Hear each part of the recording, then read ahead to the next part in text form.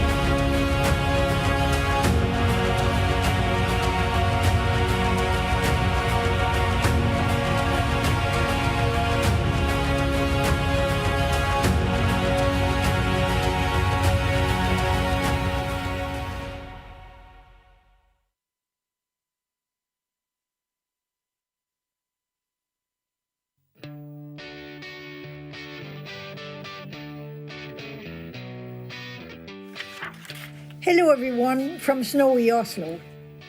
Welcome to the Terzaghi Lecture. Brad Kaler asked me to say a few words on my experience with my Terzaghi Lecture. It was back in 2001. Some of you were just toddlers then.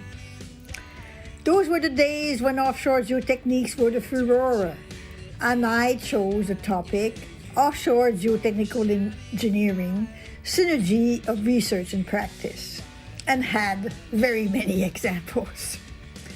What I do remember most is how much I prepared for the lecture. All my spare moments were to think about and to prepare the lecture. Everything else, including housekeeping and skiing, were forgotten. But I think that no matter who it is that's invited to deliver the Terzaghi Lecture, they take it extremely seriously, and they work hard on it, and long on it, and it paid off because by and large it's been a collection of really fine presentations and of great value to the profession. So I think it's something that those who have been fortunate enough to be invited are very, very, very pleased and honored. And I think the profession has benefited by having a lot of new information and insights. Well, first of all, I was very nervous, and I worked very hard. And I made all my grandchildren and children come to the lecture and sit basically in the first and second rows. And when I ended, the president of ASCE was in the audience up near the front. And he started clapping and stood up. I'd never seen anybody stand up at the Terzaghi Lecture before. He started standing up and clapping and, like you pointed out, looking around. Well, the people around him started standing up. And so, I mean, there were at least 500 people there. I mean, it was just like it went. That was a lot more than 500. Were there? Probably about 1,200. Were there? It was a big room. I mean, it just went back to that. It was in Dallas, if we didn't say it before. It went to the whole room, and it's like I'm going, what's going on here? Okay. I remember when I received the telephone call notifying me that I was a 2011 Terzaghi Lecturer at the Geo-Congress in Dallas, Texas. This award was totally unexpected and created an overwhelming feeling of gratitude in me towards my professional colleagues, my university professors, and the numerous number of worker bees, better known as graduate students to a professor, which I have interacted with. I was certainly nervous giving the lecture, but having done so, giving the Terzaghi Lecture was a great honor and provided a marvelous impulse for my career. It was the first of the big lectures I gave.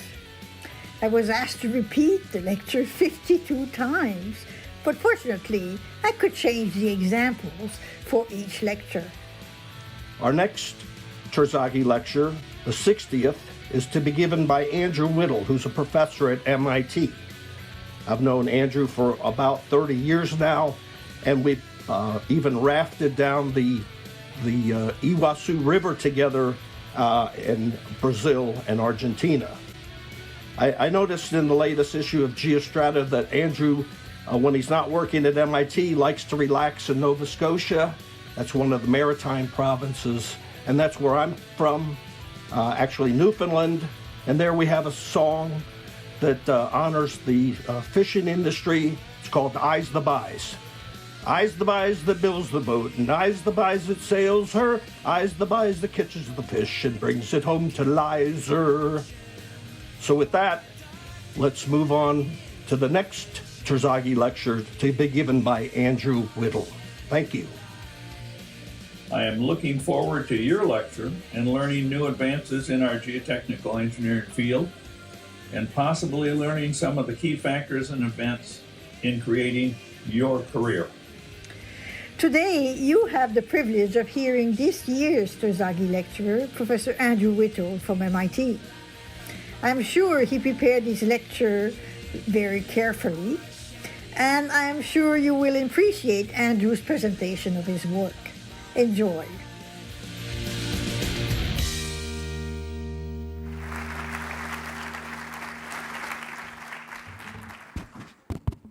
Well, good evening, and my name is Yusuf Hashash. I am a professor at the University of Illinois at Urbana-Champaign, and I have the privilege today to introduce to you the 2024 Terzaghi Lecture. You've heard a lot about Andrew, but I will tell you hopefully quite a bit more.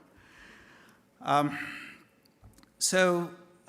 have known Andrew for over 36 years, so we've had a long journey together. I'll do my best to share some highlights of his illustrious career. When you really know Andrew and you've accompanied him over these many, many years, you're just amazed by what he was able to do and by the different activities that he's been involved with. So Andrew is, as we heard earlier, is the Edmund Turner Professor of Civil and Environmental Engineering at MIT. He earned his BSc first-class honors in civil engineering from Imperial College in 1981. And he completed his graduate studies in geotechnical engineering at MIT in 1987. Happens to be that 1987, I got my bachelor's degree at MIT. So you'll see a little bit now how our journey kind of converged. He joined MIT faculty as an assistant professor in 1988.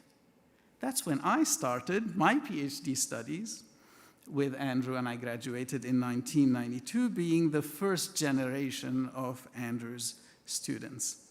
Andrew became a full professor in 2000 and served as head of the Department of Civil and Environmental Engineering at MIT between 2009 and 2013.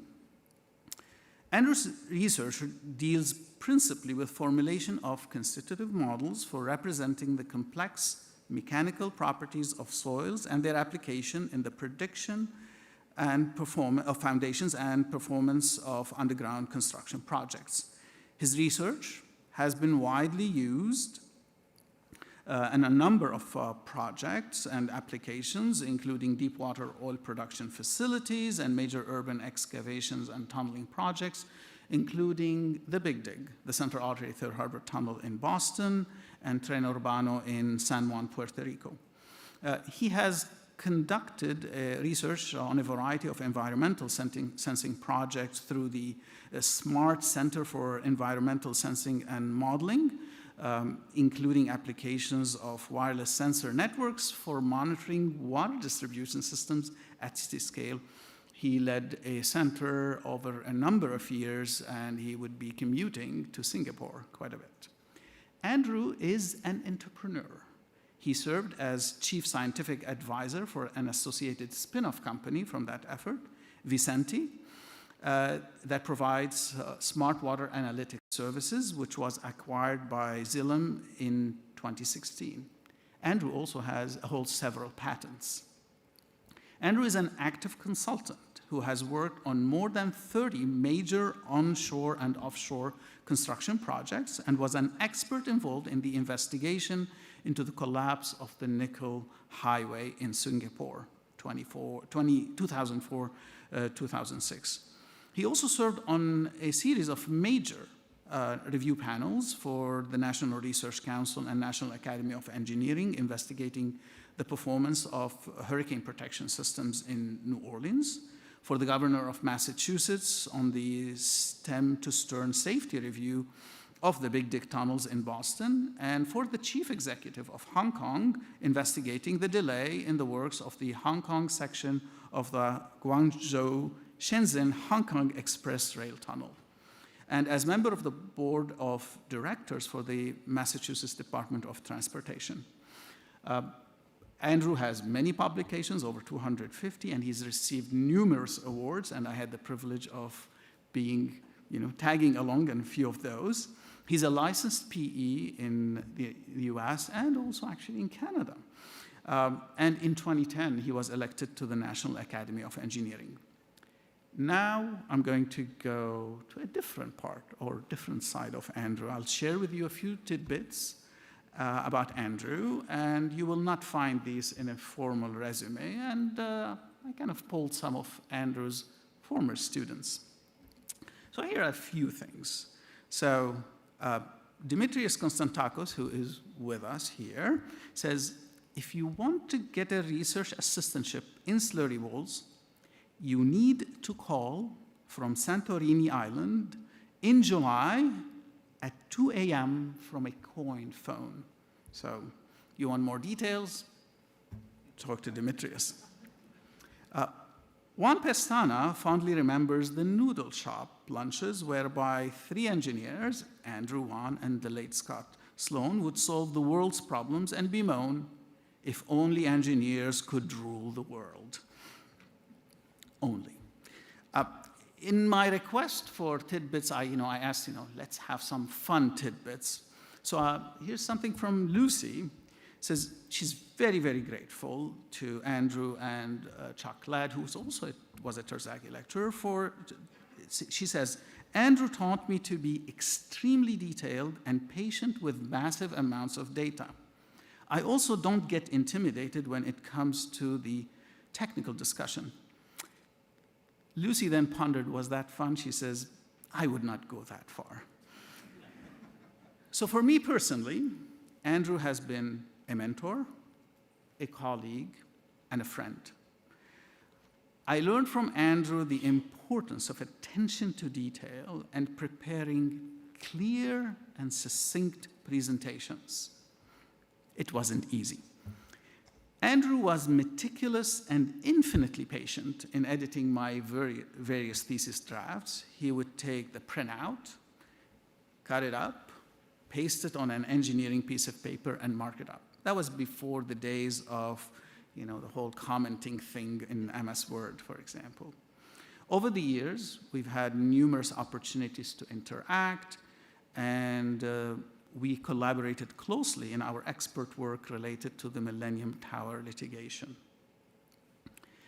Andrew is a competitive board game player, and I still remember our Geotechnical group ski trip, whereby Andrew can play a mean game of Monopoly.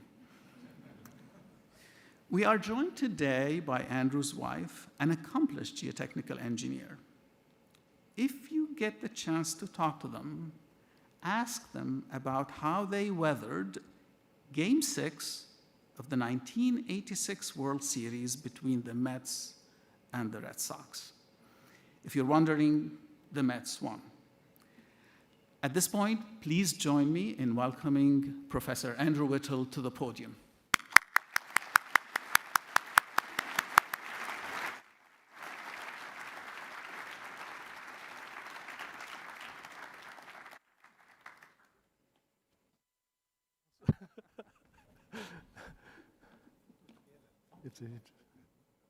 What do? We have to come forward?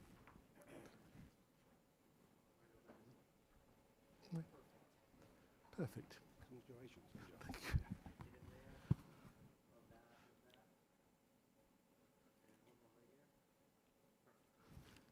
Can you take that for me? Thank you.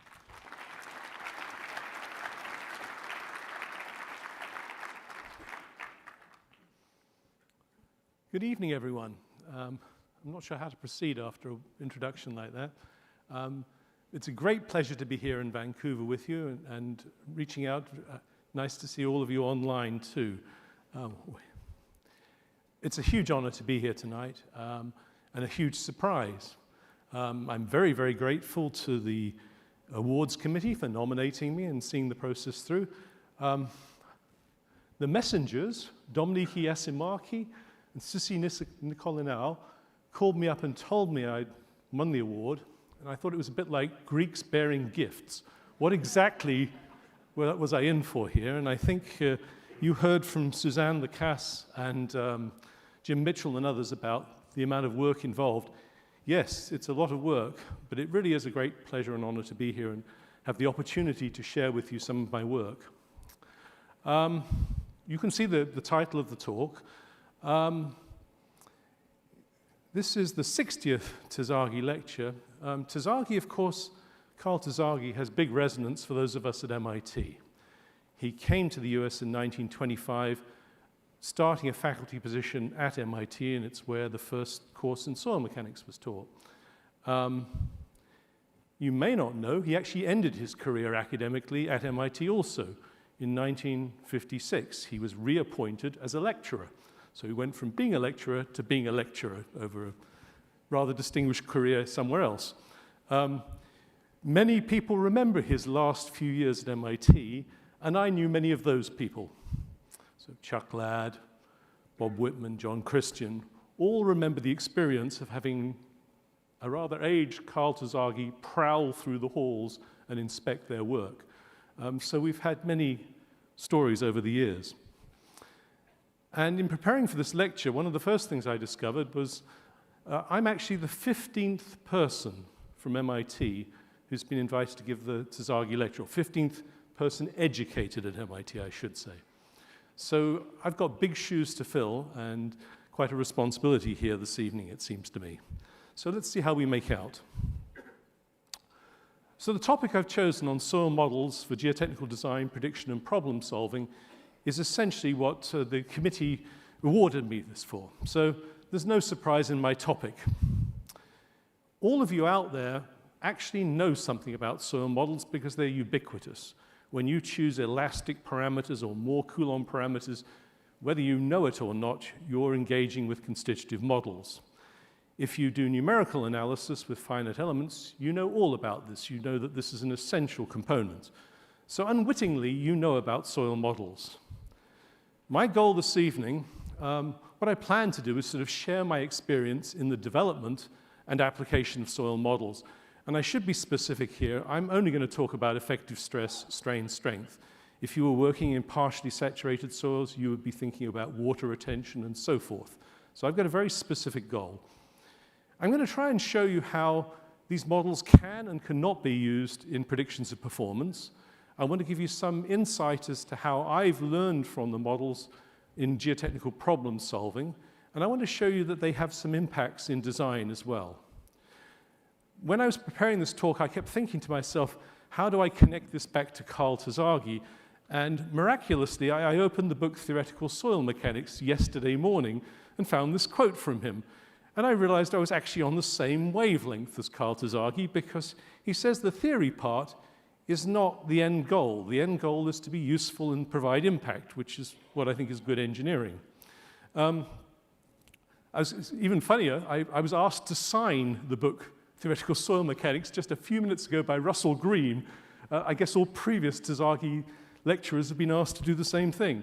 Anyway, we're on the same wavelength on this matter. Now, my students tell me I ought to say something about what this lecture is not about. And you'll be relieved to hear, first of all, I'm not going to use any equations. Yes, I can hear the palpable relief. I'm also not going to attempt to review the literature on the topic.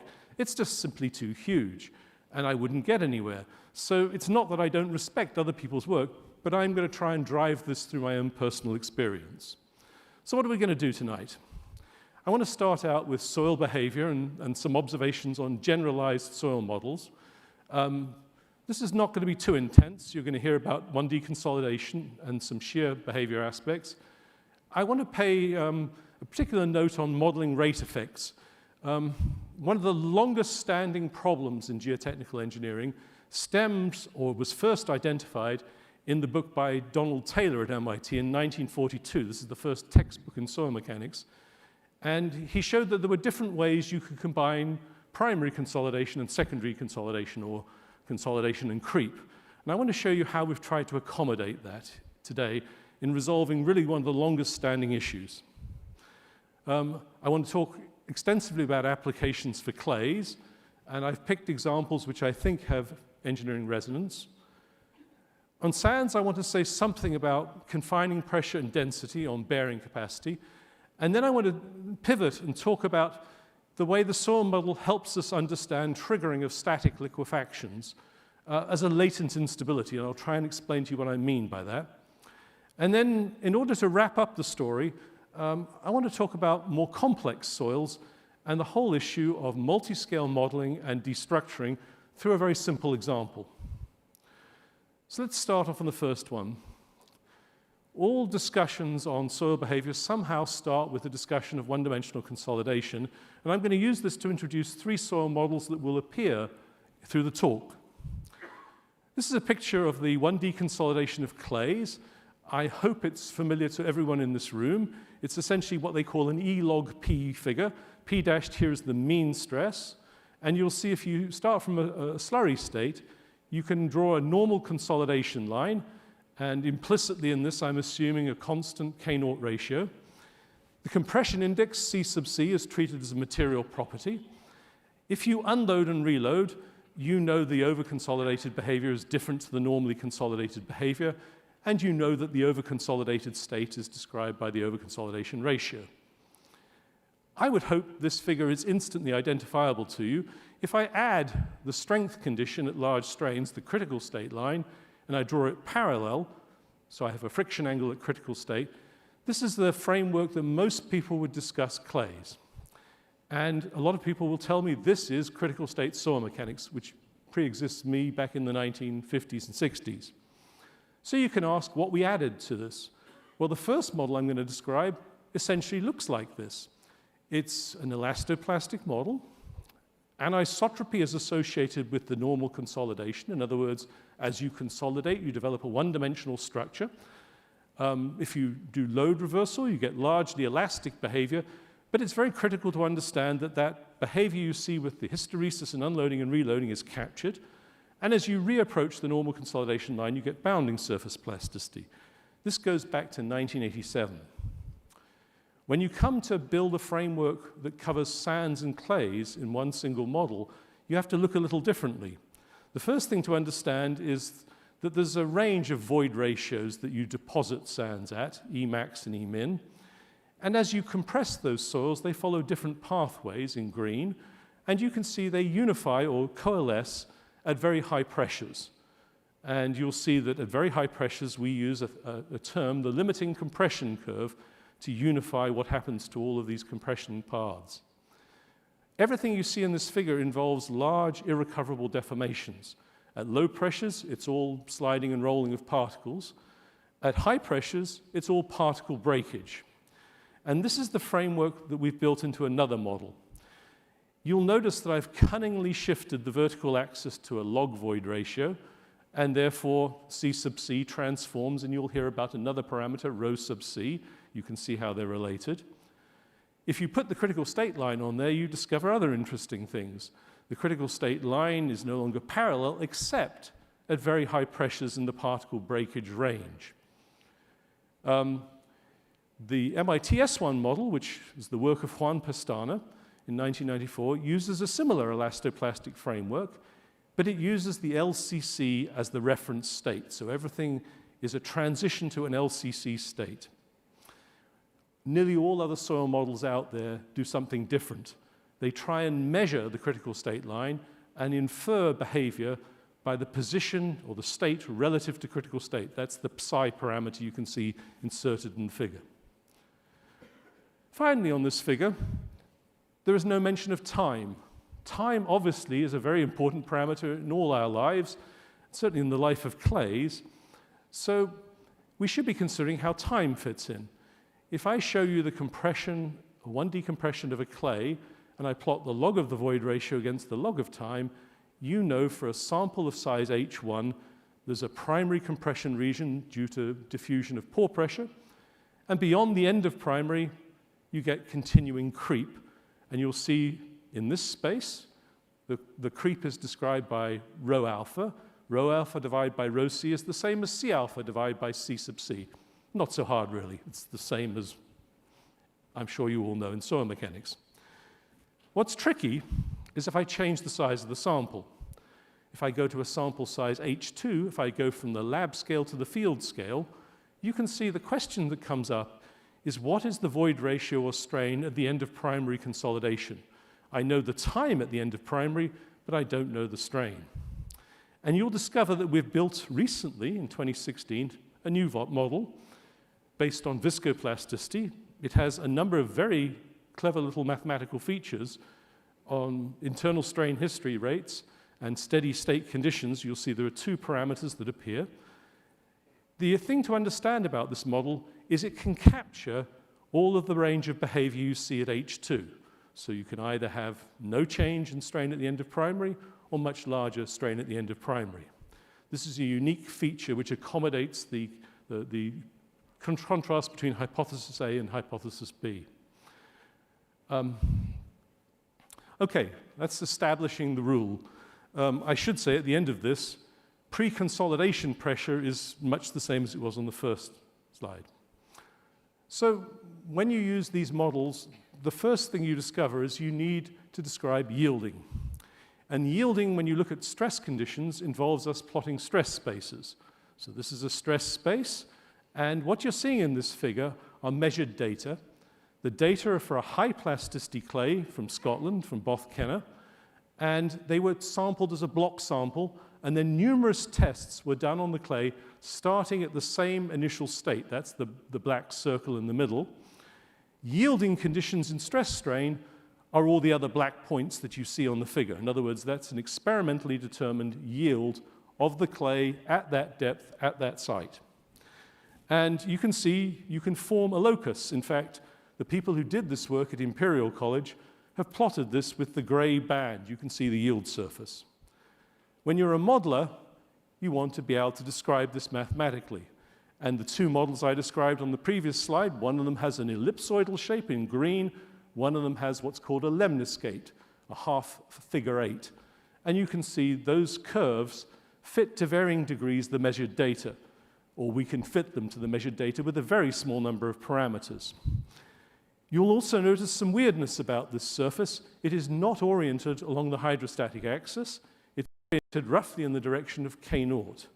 And this is a feature which is associating the anisotropy with the one-dimensional consolidation history. Now, if I switch to the right figure, this is the same approach for sands. This is data for a sand. You'll see the stress range is much different. The starting point, you make the sand at a known condition in the lab, that's state A. You unload to point B, and then you can see these authors have repeated what the guy did on clay.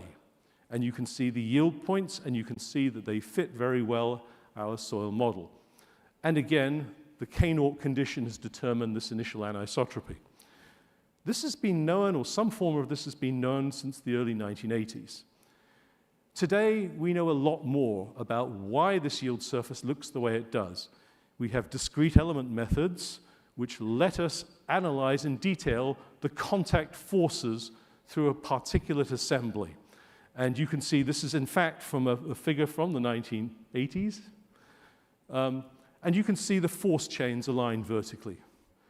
And that fabric, that contact fabric, must realize or be related to the red surface in the adjacent figure. If we try and do this for clay, you realize it's a difficult proposition because the clay particles are so small. And very few people have ever reported the structure of clays. There's a lovely paper recently by Julian et al., and you can see they use scanning electron microscopy to look at the particle structure. And then you realize that with clays, the same features are occurring with particles oriented horizontally, and therefore that's the fabric, it's the orientation fabric. So there's some contrast. But you can see that for clays and sands, we can use much the same framework. Inherent anisotropy is linked to the prior consolidation history, and the yield surface and the rotation of it are related to the changes in the particle fabric at the microscale. Okay, you've been very patient. Let's move to some macroscopic things. These are stress-strain curves for the Boston blue clay. As in most of the figures you're going to see, the measured data are in the symbols, and the predictions are the solid and dotted lines. You can see I'm comparing compression and extension shear tests and simple shear tests, all in plane strain shear modes. These are predictions of the model.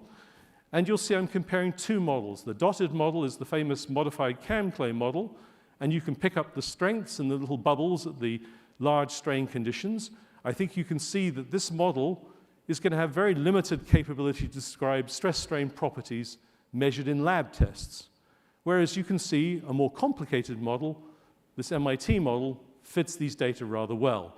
So at the element level, we have predictions that work quite well. But you could turn around and say, at the price of complexity.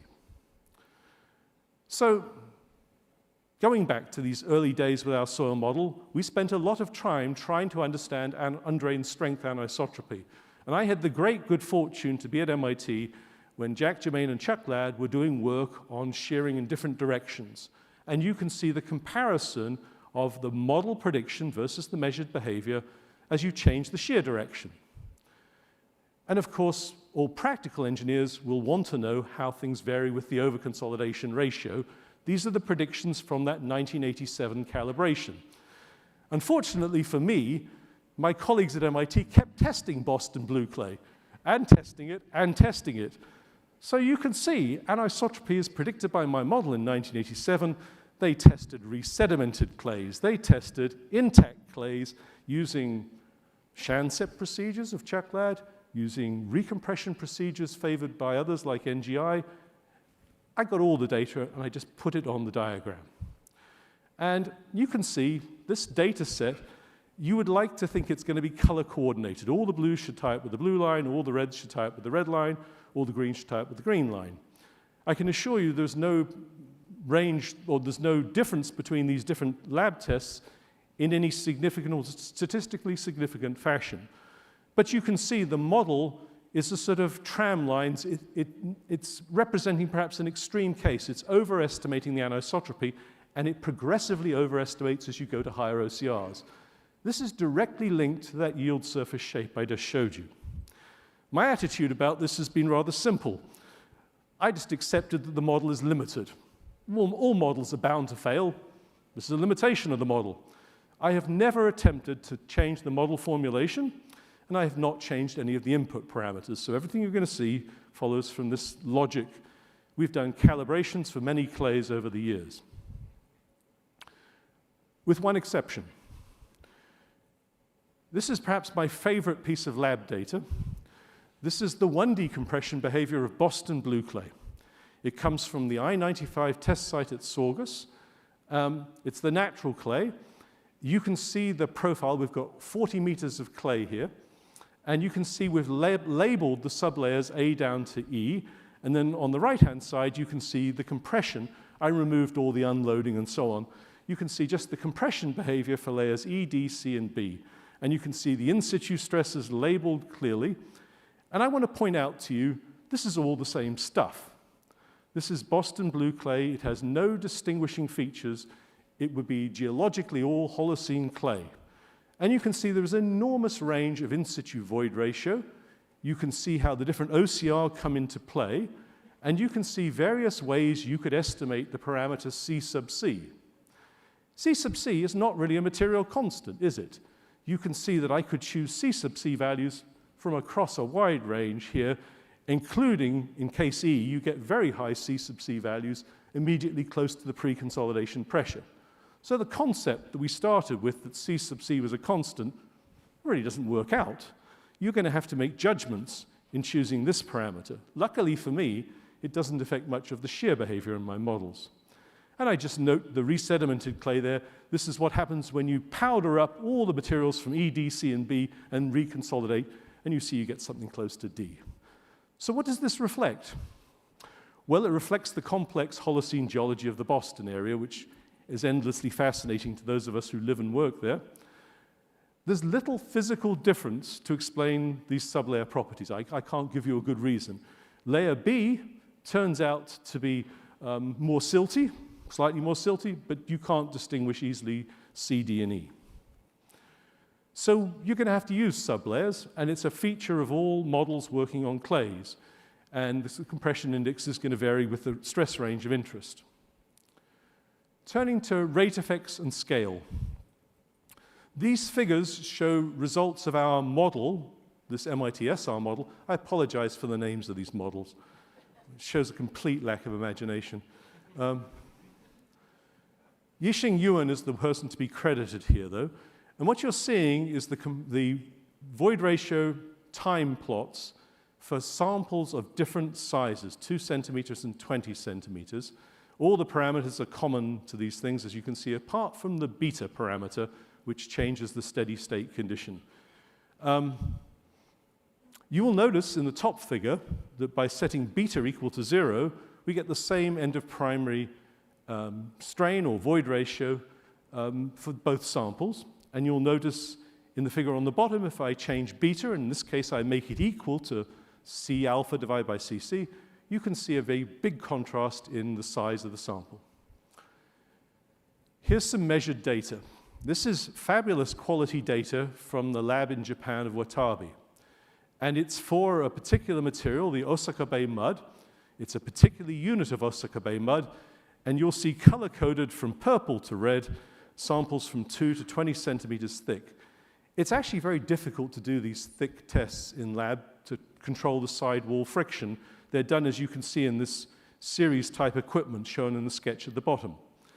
You don't have to look at these data for very long and compare them with what's on the left to realize we got a problem here. In fact, the pre-consolidation pressure, I use the end of primary consolidation, I've marked with the same symbol on all the 3 figures here, and you will see there's a funny mix of results. In other words, no single calibration is going to explain this behavior. We have searched for possible reasons. There may be possible reasons. We think these materials contain a large quantity of diatoms. There may be microstructural reasons for this. But the bottom line is no single calibration of this data set or many others in the literature is going to work. So we choose to bound the behavior. You can see we have calibrated 2 different ways, and we get 2 different results. If it's not clear or apparent to you, those are the purple squares. You'll see how the purple squares have been adjusted to represent the bounds of possible behavior of this samples over this range. One-dimensional behavior has limits of practical application, but we have one very good example of a one-dimensional situation. This is the Kansai airport. You can see the runways are something like 4 kilometers long and a couple of kilometers wide. They were built in 2 phases. The second phase was constructed 1999 to 2007. The little schematic is from the Japanese researchers. It shows the soil layers. All the colors, including the blue at the top, are the soil layers underlying this airport fill. The fill sits at about 20 meters of water, and you can see that the depth of the soil that's compressible goes down hundreds of meters. Each one of those prettily colored layers is typically 10 to 20 meters thick. There are sand layers in between. We know most of those boundaries and interfaces. MA11 is just one of the layers that was described in the previous figure. And if we take our model, we can now make a prediction of what's going to happen.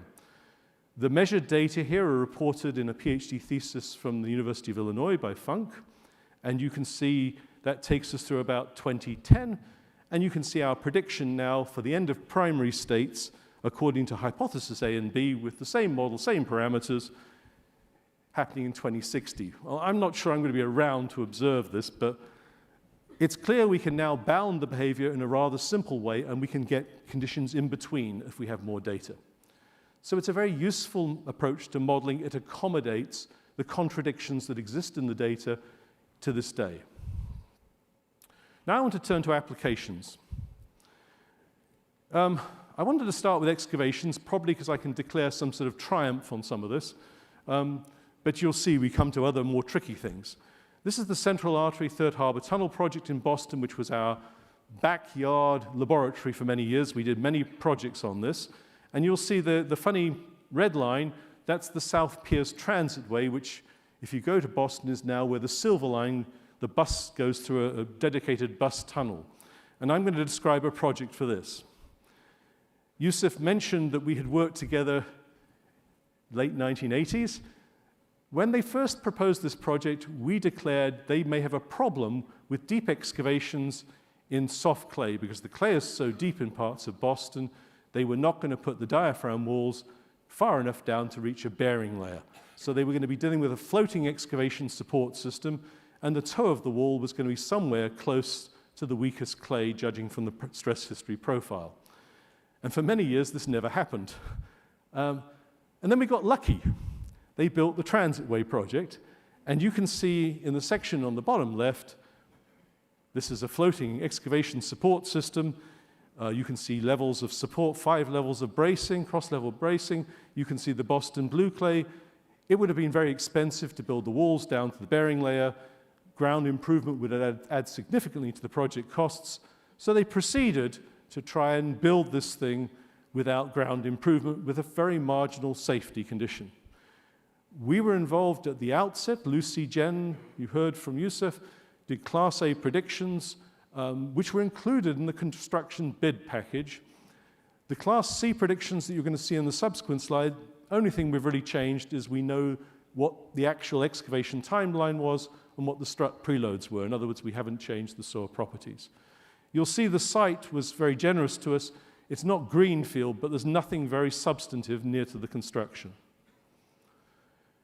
The other thing we were extraordinarily lucky with was there was a lot of data, because my colleague Chuck Ladd had done a special test program no more than 400 meters away from our site. We knew the stress history, we had very good understanding of the strength profile, hydraulic conductivity, and so forth. So we make predictions. And these are documented in paper in 2015. You can see this is the surface settlements and the wall deflections at the central section of that project you just saw. Class A in red, Class C in purple. You will notice the wall deflections are overestimated in the Class A predictions because we didn't know the actual preloads. The surface settlements reflect a variety of secondary factors, and they aren't radically different. But I think you would agree in the Class C case, just knowing a little bit more about the preloads, we get very good agreement on the wall deflections, with the toe moving a maximum amount. We also have studied the strut loads, of course, and get pretty good agreement, and the water pressures beneath the base of the excavation. This is a project where I can probably declare victory. We made predictions. Predictions matched pretty well. We have scaled from the lab scale to the field scale without adjustment. It can be done. But of course, it's in our backyard, and we knew all about the properties. One of the things that came up in these projects, we found more and more, of course, that when you're doing excavations, you're in a hurry to excavate. You don't wait around for consolidation to occur. And we realized that stability needs to be calculated much more accurately. So we started a collaboration with the late Scott Sloan, and he was really the pioneer behind doing upper and lower bound plasticity using finite element discretization. It's an optimization technique. And I just want to show you what the results look like and why they're so profoundly important for practice. So here we're using a situation, we're considering a clay, a very deep soil layer, and you see that the wall has a flexural moment capacity, MP, and you can see the dimensions of the problem, H, D, and B. When you do numerical limit analysis, you compute separately the upper and lower bounds. And this is how this works out in terms of the stability of this problem. This is the floating excavation system. The stability number, as you would expect, gamma H over SU, is familiar to everyone, I'm sure. This is the critical stability number. The horizontal axis is the relative wall bending strength compared to the strength of the soil. It's a dimensionless group. And what I'm showing you on this figure is kind of interesting because it tracks the development. You'll see the colored bands, the broad colored bands, are the predictions we made back around 2003 through the tools that we developed with Professor Sloan and Boonchayu Critcham was the PhD student doing this. And we achieved pretty reasonable bands on the measured data. And you will see as you go to the right-hand side of this figure, on the right-hand side, the wall doesn't fail. The soil has to flow around the base of the wall, which is why you get very large stability numbers when you make D large relative to H. On the left-hand side of this figure, the wall fails, it forms hinges and moves with the soil, and you get the transition in between.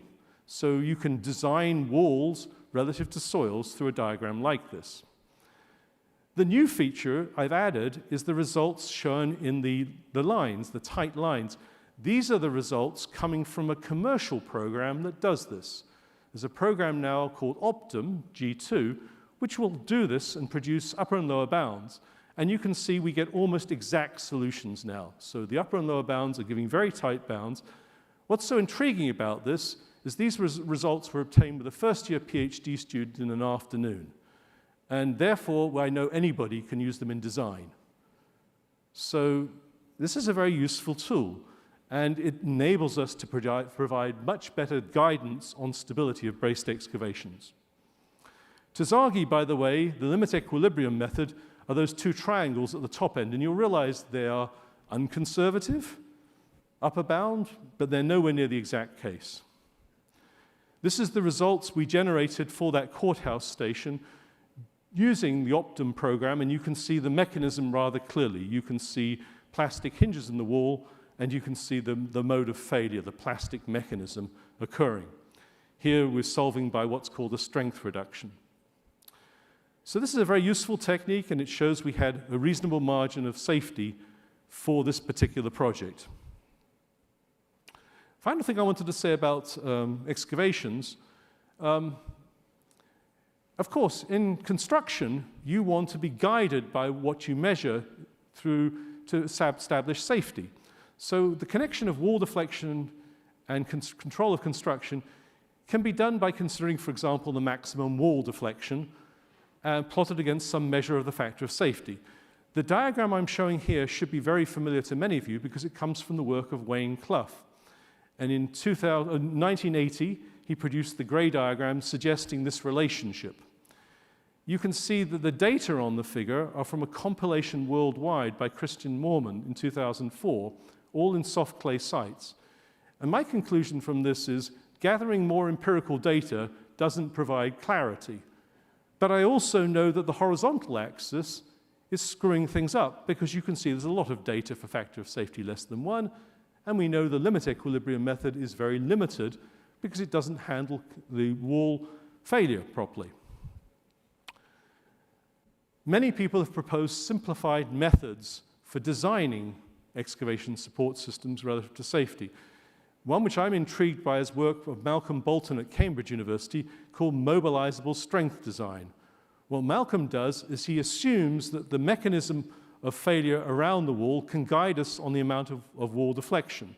So you can see, I think it's relatively self-explanatory, you can see the mechanism in the dotted red lines, and you can see the relationship to the displacements, and if you look at the bottom, the displacements to the strain. In other words, by just studying that mechanism pattern, you can estimate the amount of strain you've got. So how do you turn that into a factor of safety? Well, you need to know the soil behavior. And the soil behavior, you can make assessments. So Bolton suggests looking at the simple shear mode because it's an average of all the shearing modes that you have.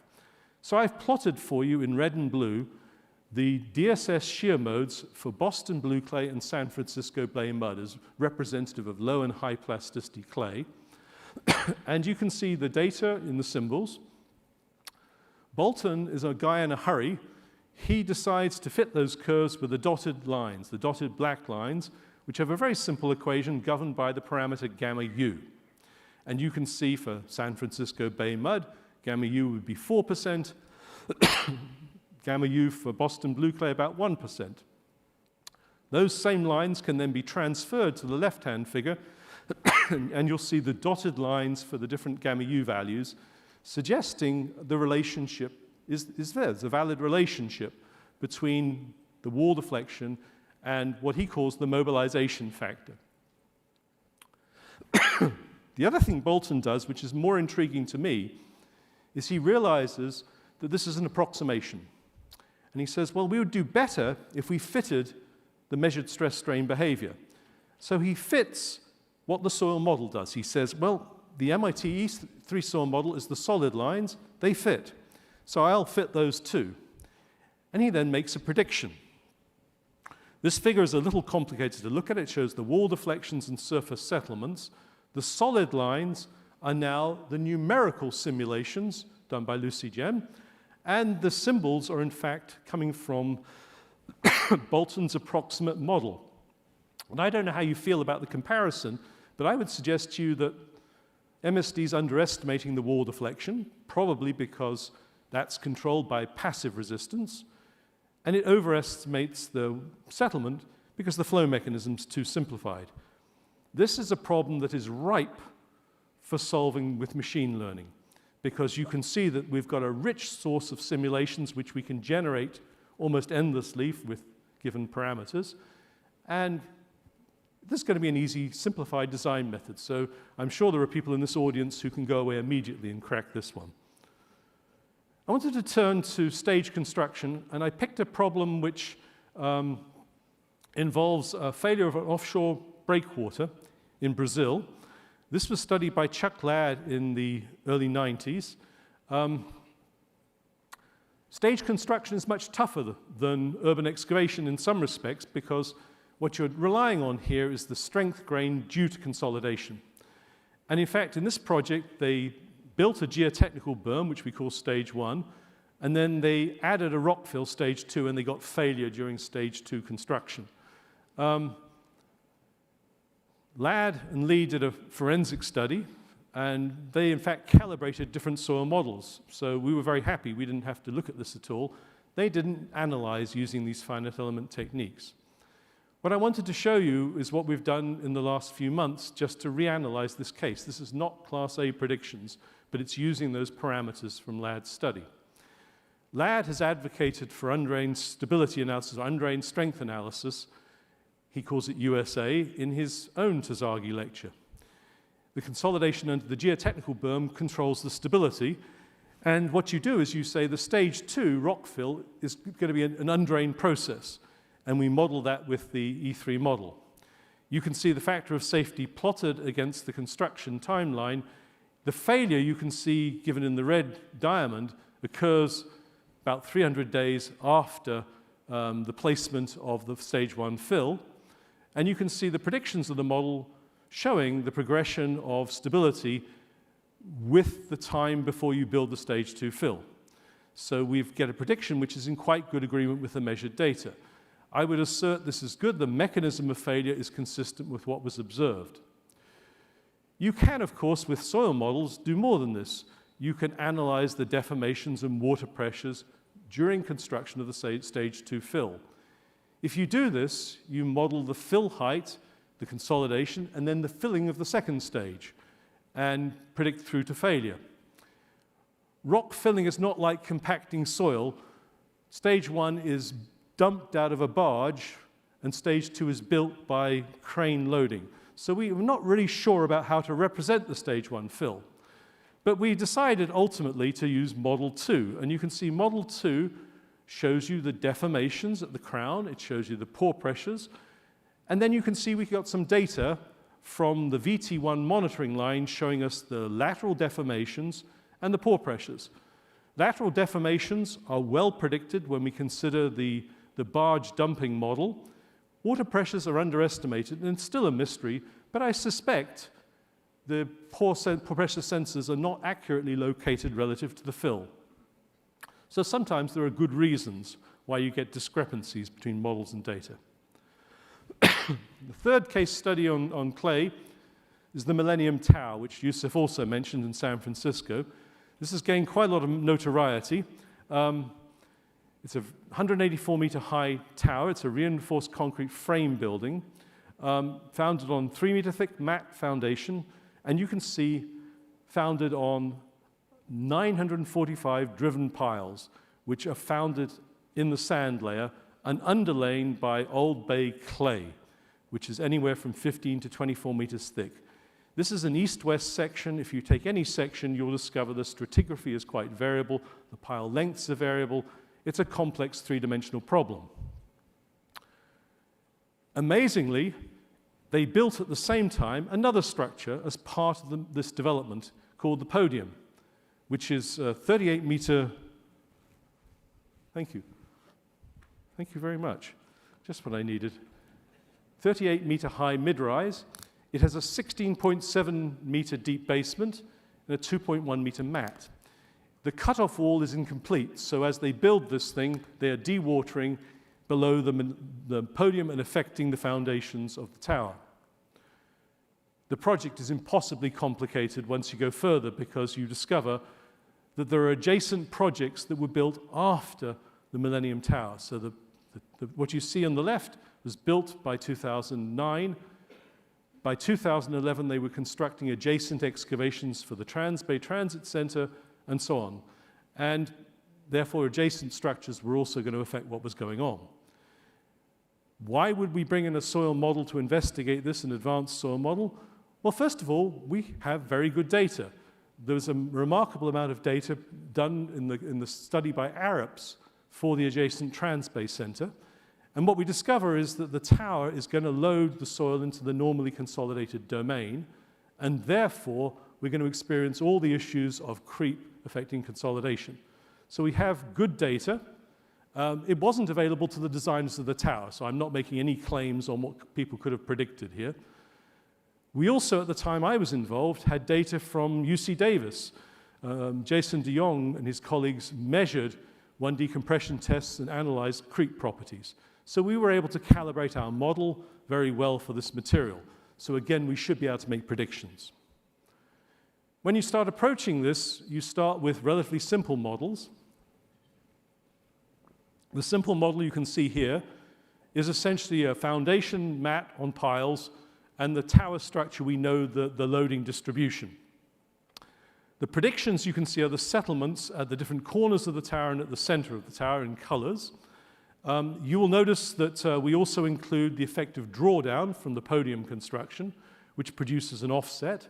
And you can see I've labeled these things up so you can see that the movements on the south side are much smaller than on the north side. And I picked a representative measurement just to show you the comparison of settlements in the middle of the mat and color-coded. So these results are actually quite reasonable predictions. And they're showing us end of construction in 2009, and then you can see the drawdown for the subsequent construction, which ran from 2013 to 2020. If you add the podium, life gets really complicated because there's a cutoff wall, there are tie-down piles, there's an excavation. It gets much tougher. So I'm just illustrating for you a representative model shown in the top right. And if you look at it to a first approximation, I think I've drawn everything to the same scale, you'll see there is a shift in the magnitudes of the settlements at different parts of the structure, but the overall spread of magnitudes of movements and effects of dewatering are rather similar. The thing that makes the project very interesting is the concern, the litigation around this is very much associated with the tower tilt. And this is most easily understood from the roof level deflections. In order to look at these, you have to take the measured data on the mat and assume something about what things are going to do at the roof level. And here, most of the people who worked on this project started by assuming planar deformations of the foundation mat. And when you do this, you see the following results. You can represent the lateral movement at the roof level towards the north, that's the top diagram, and towards the west in the lower diagram. And end of construction is shown clearly. These best fit results, the measured data, are the symbols. And this is coming directly from Yusuf's work on this project. You can see the predictions of the model that I've just presented to you shown on the same two diagrams. And again, the drawdown is shown in the dotted lines. If you turn your attention to the top diagram towards the north, the first thing I want to point out is we all agree there's a lot of tilt towards the north at the end of construction, somewhere between 30 and 40 centimeters of tilt in that direction, or deformation in that direction. So the model is in reasonable agreement with this, and the model seems to suggest an increase in this tilt towards the north over time, and I think the end of the scale there is 2036. The drawdown and the podium have little effect on the tilt towards the north. So this reflects the stratigraphy, the stratigraphic variations, pile variations, and so on, and the structural loads. If you look at the one to the west, you'll see, I knew there was more to come. There are other things that you could see in this. In the measured data, you can see that there are interesting patterns that we're not attempting to describe here. You can see the adjacent construction is timelined there, and you can see there's actually a small reversal of the tilt direction due to the installation of the buttress. And this is an interesting story because it suggests that the buttress that was built for the Transbase Center has ground loss associated with it. The tilt towards the west is very difficult to predict. You can see that if we ignore the podium, we are, well, perhaps we should start with the measured data. The end of construction, 15 centimeters to the east, and it subsequently tilts 35 centimeters to the west. You can see that the predictions are very different between the two models. If you have the tower only, you agree at the end of construction and expect tilt to keep moving to the east. If you predict with the podium, you get initial tilt, large initial tilt towards the west, which seems unrealistic, and therefore we're clearly missing details of the construction of the podium. Other people have had the same problem. There's a published paper by John Stewart which shows rather similar things. What's interesting is, in our analysis, is we can't predict the tilting to the west. Even if I started in the right condition, the tilt to the west is clearly related to other things than what we're representing in this structural model. So it's a limit to what we can say, and we would have to go a lot further looking at the other projects. So you can see there are limits to what you can do. I'd like to turn to sands. Sand behavior is complex because the void ratio and the stress level, confining stress, affect the shear properties. This mess that you see on the left are predictions of the stress-strain curves of one single sand, Toyura sand, at a range of confining pressures and initial densities. You can find data that look like this in textbooks. These are predictions of the soil model with a single set of parameters.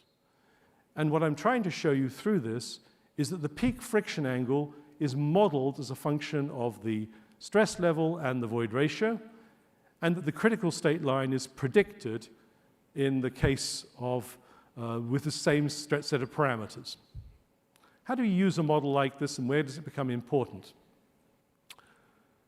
I am sure those of you who teach soil mechanics are familiar with this figure. It's kind of the figure you start all discussions of bearing capacity on sands with. It's observations of model tests made by De Beer and Vesich in the 1950s.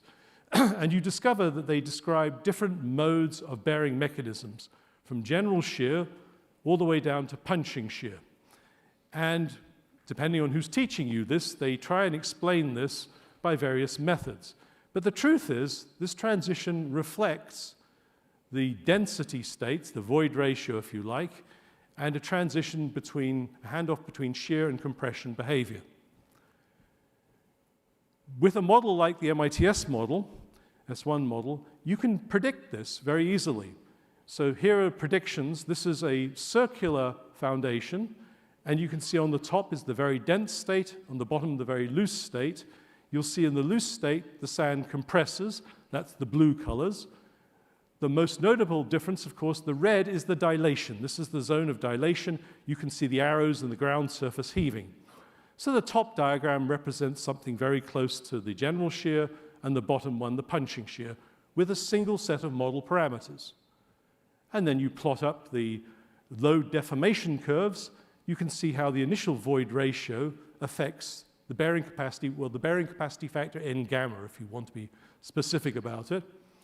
And this is coming directly as a prediction. It gets better.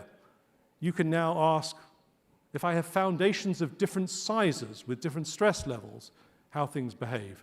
And what you're seeing is a comparison of foundations with diameter going from 5 to 50 meters for dense sand. Everything is scaled to the diameter, and you can see the zones of dilation decrease as you go relative to the size of the foundation, decrease as you go to larger foundations. You can test this out. There are centrifuge models that actually measure these N-gamma values, and I think you'd agree there's quite reasonable agreement between these predictions and measurements.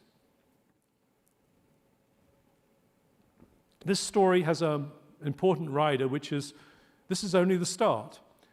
If we can do this with a single set of parameters, we can understand a lot more about spatial variability on the behavior of foundations on sands, for example. To switch, I would like to look at static liquefaction. This is the video from Brumadinho in Brazil in January 2019, which I'm sure many of you have seen. It's a remarkable collapse. You're seeing two images 10 seconds apart.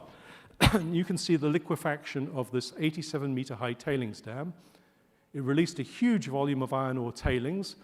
The interesting thing is the failure occurred, I say, 3 years, perhaps 2.5 years after the end of operations, and it's led to a very high consequences. Large number of lives were lost, compensation settlement of very large magnitude for the operator, Vale, and a prohibition of upstream construction on tailings in Brazil.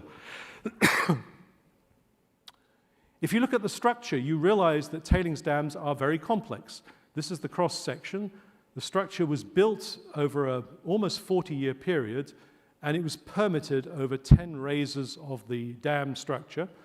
The key colors to look at are the yellows, greens, and reds, which are the high permeability, intermediate permeability, and slimes layers from the tailings.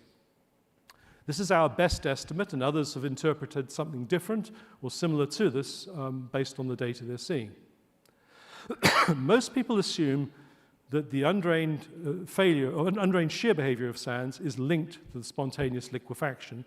I just wanted to start by showing you that our soil model, not only does it predict drained bearing capacity, it predicts undrained shear behavior in laboratory tests.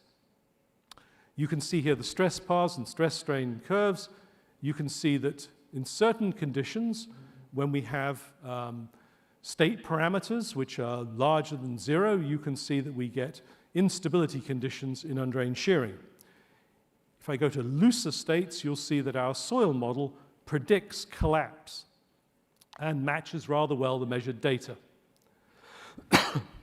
The current methods essentially assume that if I know the state parameter from piezocone penetration, I can do analyses of these tailings structures. I want to show you that that's probably a short-sighted interpretation. This is the triggering problem, and you can see this is a set of data on simple shearing of a sand which is exhibiting flow slides. And you can see that the sand is sheared in simple shear, and the first path I want you to notice is the path in green, which is a drain shear test.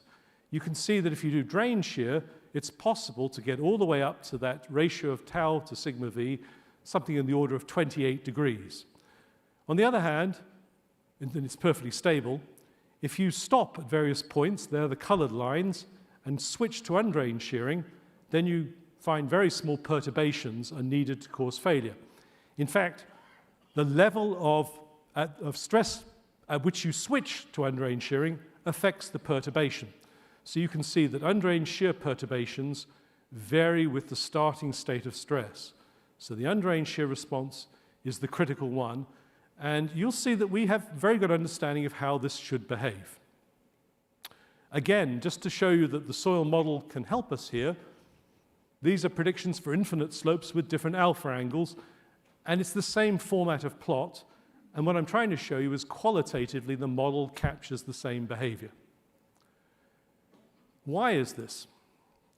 Well, there is a thing called latent instability. And the way to understand it is to look at the stress paths we see as you increase the level of drain shearing and then perform an undrained shear test. You can see in this figure the drain path in green and then a series of undrained probes. And you can see the delta tau effect. We also can estimate a stability index from the model. The stability index, which is given that weird symbol lambda lick, can be computed for any soil model based on elastoplasticity. So any soil model that you choose to use, you can find that red cross. You can find the condition where undrained instability will cause instant failure. And in this particular case, for parameters for Toyota sand, we can locate it. Of course, tailings dams are not necessarily being loaded. They may be subject to increases in water pressures, change in hydraulic conditions. In that case, the path, the drain path, is going from some initial state horizontally towards the failure line, the critical state line. And you can see you can do undrained shear tests at various points along this path and pick up the delta tau. But at point X, you get instant collapse. You have no longer any resistance at all. And in this particular example, if I were to take a standard factor of safety at 1.44, I would get instantaneous collapse if undrained conditions prevailed.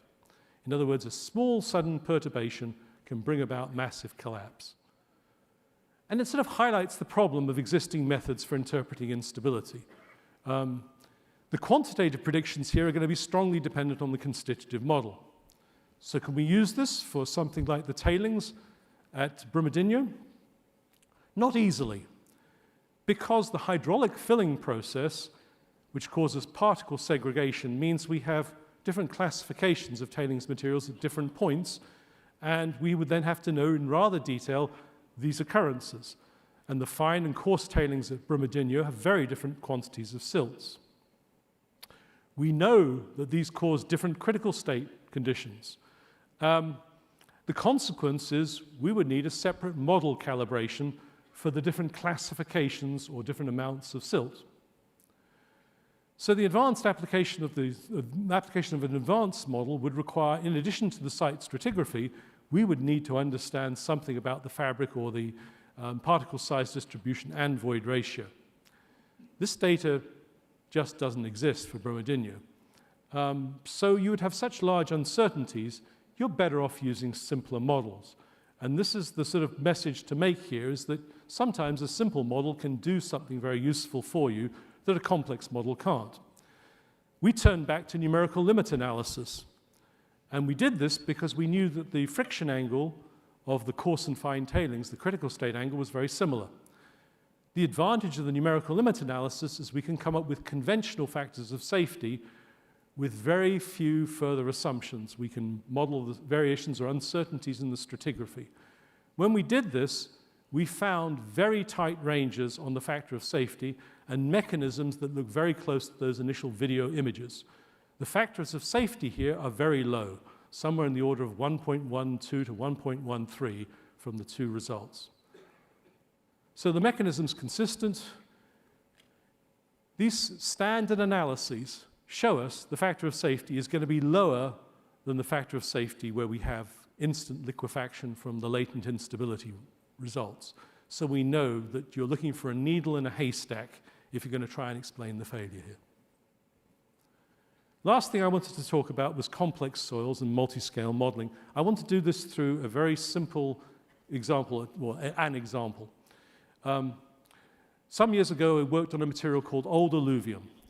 It was found in a tunneling project in Puerto Rico, and it's classified as a transported residual soil. Most of you who are from California or the southeast US will recognize it as a Piedmont soil.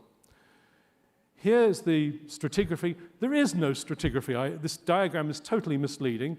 It says upper clay, middle clay, lower sand. This is all a residual alluvium. The unweathered alluvium is the base layer of the lower sand. The middle zone is partially weathered. The upper clay is highly weathered. If you look at classic properties, they show a lot of scatter. The material is Pleistocene age. If you analyze the intact strength of the material, you find true cohesion, and the friction angle is very dependent on the amount of sand that's present, the amount of silica. So we have block samples A, B, C, D. We and many other people studying these complex materials use a mixture of imaging techniques to try and understand the microstructure, and this is ESEM images, and we use quantitative mineralogy, in this case including selective chemical dissolution. We found in this case that there were something like 50% of the structure is made up of clay, but it's masked by presence of iron oxide, which coats most of the particles. After a rather exhaustive study, we built a microstructural model. And our microstructural model says that the intact structure, that's what you're seeing in the figure, is essentially a cemented sand type structure. All the particles are in the range 15 to 100 microns, the big particles. Some of them are solid, some of them are silica particles. Some of them are what you can see revealed on the bottom right. They actually are aggregates of clays. And each one of those little black lines is meant to indicate clay platelets in a range of structures organized in some fashion. These platelets are stabilized by iron oxide cementation. The particles are welded together by iron oxides. We know this with high certainty. What makes this really interesting from an engineering point of view is when you start doing compression tests, 1D compression tests, you reveal the complexity of the destructuring behavior. So this is a single compression test on a single sample. I want you to notice the color coordination going from blue all the way down through the color scheme. You can see that it's a very rigid, cemented sand. Up until a yield stress, there's very little deformation, and then you can see a breakdown of the structure, and when you unload and reload, you can see the swelling curves start to evolve rather dramatically, and in fact, by the time we do about cycle number 6, you can see an enormous amount of swelling, and the reloading you can see following a rather similar path. So essentially, the swelling potential of these particles is released by compressing above the yield stress. The swelling strains are constrained by cementation of the clay aggregates. If you're a soil behavior specialist, you next plot the coefficient of consolidation, and you'll realize through these cycles of loading, we go from a cemented sand to a highly plastic clay. In other words, there's a complete breakdown of the structure. CV changes 3 orders of magnitude. You may never have seen data like this. It's a very rare thing. So there's an enormous breakdown of the structure. We also have measured the hydraulic conductivity, and it turns out to perform rather similar to many other clays, except the permeability is a lot higher. So we know a lot about these material properties. The question is, how on earth do you model this? And the truth is, it's that microstructure which is driving all the things you've just seen in the previous figure. And there are various ways you can model this, but you have to incorporate some representation of the microstructure. The example I'm going to show you is a top-down approach. The top-down approach says that the parameter that really can be monitored is the cation exchange capacity, because as you break or disaggregate the structure, the clays become more active, there is more surface area for expansion and swelling, and we can measure cation exchange capacity easily. What the figure shows you is a complex interaction between the aggregate breakdown, which is the curve shown in the main curve going from B to C to D. You can see that this curve is highly nonlinear, and you can see if we unload at different points B, C, and D, we get different amounts of swelling associated with changing the cation exchange capacity. In other words, the cation exchange capacity is a surrogate parameter to link the 2 scales. But in order to predict the swelling, you have to have a model for swelling. And it's inevitable. You can't describe this by a single parameter. We relied on a model of essentially microscale swelling due to electrostatic repulsion. This is essentially coming out of double layer theory, and we can show how that double layer repulsion is related to the cation exchange capacity. At the macroscale, we know there's a swelling pressure, and you therefore have to relate the micro and macro behavior. The methods we used follow some seminal work by Alonso. How does this all work out? Well, it's a calibration of the model, and it appears to do a pretty good job. What can you do with this 1D model? Well, you can tell interesting things. For example, what you see with those 6 little vignettes is the compression behavior and the swelling behavior at different levels of pre-compression predicted by the model at different depths in the soil profile. In other words, we can predict the breakdown of a weathered soil profile at different depths. I think it's the first time anyone's tried to do anything quite like this, yeah? Now, before I declare victory, we haven't even looked at the breakdown of shear. What you're seeing, though, is the challenge of constitutive modeling of real materials that affect many engineering projects. And this is just an example of the challenge we face. Many people are using approaches where they build up from the microscale to the macro structure. So you'll hear a lot of work in the future, I think, on multi-scale modeling. That's where I managed to fit in the time. The soil models, what I've tried to show you is they reflect an understanding of soil behavior. They benefit from advances in lab testing capabilities. Accurate predictions are achievable. I've shown you this by looking at both deformations and stability. But I can tell you that each of the projects I selected, we required good site investigation and model calibration. I think the end product says you can scale from lab to field. Constitutive models offer insights. They offer insights on the solution of complex problems, and that issue of latent instability is very much pertinent to the problem of looking at hydraulic fills. I've also illustrated that we learned from these models to seek simplified solutions. So numerical limit analysis are really a fine example in that category. And in the future, I've talked about multi-scale models and materials and the linkage between micro and macro behavior. If you're wondering what the light gray stuff is, that's the stuff my students removed from this talk, which I hope to put in a future paper on the subject. So thank you for your attention. Let me just finish with some acknowledgements. My first acknowledgement, I have very special thanks. I am very fortunate to have married the right person. So I wanted to thank Gretchen because she's been such a continuous, supportive person all these years through all the things, all our adventures. And I'm so happy that she's here to see us.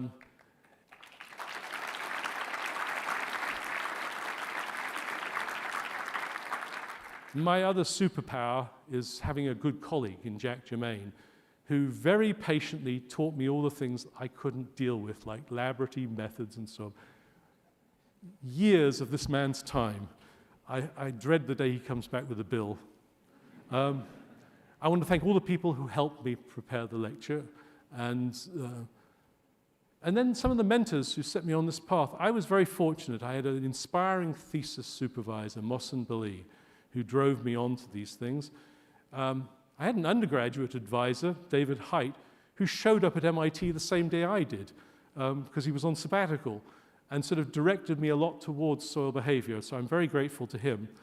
And Chuck Ladd has sort of been ubiquitous in my faculty career as the most generous mentor anyone could possibly have. So I'm extremely grateful to those three in particular. And then what you've seen is the work of many brilliant research students. One of the true privileges of working at MIT is working with really smart people, and there's a lot of them now. And I really want to thank every one of them for all the help and collaboration we've had over the years, and for their friendship. Thank you all very much.